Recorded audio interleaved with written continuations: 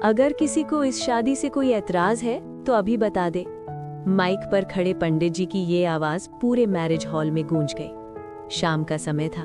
रोशनी से जगमगाते हॉल में सैकड़ों मेहमान बैठे थे। स्टेज पर दूल्हा अभिषेक और दुल्हन नेहा वरमाला के लिए खड़े थे। दोनों के चेहरे पर हल्की सी मुस्कान थी, लेकिन शादी की हलचल और शोरगुल में सबकी निगाहें बस उसी पल का इंतजार कर रही थी। तभी हॉल के सबसे पीछे बैठी एक लड़की अचानक खड़ी हो गई। उसकी गोद में एक छोटा सा बच्चा था।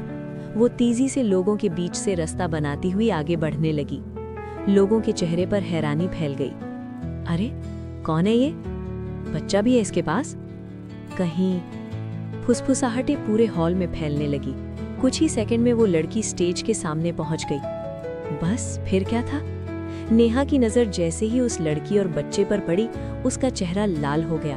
गुस्से में उसने बिना कुछ सोचे समझे अभिषेक के गाल पर जोरदार थप्पड़ मार दिया। ठां! पूरा हॉल सन्नाटे में डूब गया। ये क्या है अभिषेक? नेहा चिल्लाई। उधर नेहा के पिता राजेश जी गुस्से में आग बबूला हो गए। रुको, अभी बताता हूँ इस लड़के को। वो घर के अंदर रखी लाइसेंसी बंदूक लेने दौड़ पड़े। नेहा की माँ ये सब देखकर स्टेज पर ही बेहोश होकर गिर पड़ी। सालियां दूल्हे को गालियां देने लगी। धोखेबाज, शादी से पहले ही बच्चा। और नेहा के भाई आस्तीन चढ़ाते हुए अभिषेक की तरफ बढ़ने लगे। पूरा हॉल अफरा तफरी में बदल गया। अभिषेक खुद भी हैरान खड़ा था। उसे समझ ही नहीं आ रहा था कि आखिर हो क्या रहा है। तभी स्टेज पर खड़े विवाह संचालक ने माइक उठाया और उस लड़की से पूछा, बेटी आप कौन हैं और यहाँ क्यों आई हैं? लड़की ने मासूमियत से जवाब दिया, अंकल पीछे बहुत गर्मी हो रही थी, वहाँ पंखा भी नहीं चल रहा था, आपकी आवाज भी ठीक से नहीं आ रही थी और मुझे कुछ दिखाई भी नहीं दे रहा था, इसलिए मैं आगे आ गई। एक पल के लिए पूरा हॉल बिल्कुल चुप हो गया। फिर धीरे धीरे लोगों के चेहरों पर समझ आने लगी।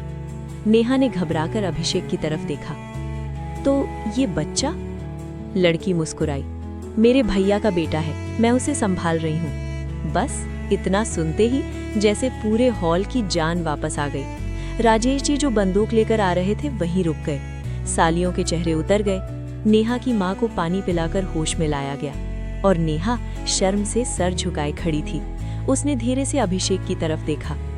सॉरी, उसकी आवाज बहुत धीमी थी। अभिषेक हल्का सा मुस्कुराया। कोई बात नहीं, कभी कभी गलतफहमियां भी शादी की कहानी का हिस्सा बन जाती है। हॉल में हल्की सी हंसी गूंज गई, लेकिन स्टेज पर खड़े संचालक ने माइक फिर उठाया। दोस्तों, अभी जो हुआ वो सिर्फ एक छोटी सी गलतफहमी थी, लेकिन सोचिए अगर सच जाने बिना हम फैसला ले लें तो क्या क्या हो सकता है। सभी लोग चुपचाप उनकी बात सुनने लगे। उन्होंने आगे कहा, आजकल यही गलती हम सोशल मीडिया पर रोज करते हैं। कोई भी खबर, कोई भी वीडियो, कोई भी पोस्ट और बिना सच जाने हम गुस्से में आ जाते हैं। कोई बंदूक निकालने लगता है, कोई गालियां देने लगता है और कोई रिश्ते तोड़ देता है। हॉल में बैठे लोग सर झुकाकर सोचने लगे। संचालक ने मुस्कुराते हुए कहा, सच्चाई हमेशा शांत होती है, लेकिन अफवाह हमेशा शोर मचाती है। इसलिए हमेशा फैसला लेने से पहले सच्चाई जानना जरूरी है। नेहा ने अभिषेक का हाथ पकड़ लिया। आज मुझे बहुत बड़ा सबक मिल गया, उसने धीरे से कहा। अभिषेक मुस्कुराया। और मुझे भी, कि कभी कभी एक अफवाह पूरी शादी बिगाड़ सकती है। कुछ ही देर बाद वरमाला की रस्म शुरू हुई। हॉल फिर से तालियों और खुशियों से भर गया, लेकिन उस दिन वहां मौजूद हर इंसान के दिल में एक बात हमेशा के लिए बस गई। अफवाह की आग सच से भी ज्यादा तेज जलती है, इसलिए किसी भी बात पर विश्वास करने से पहले सच्चाई जरूर जान लें।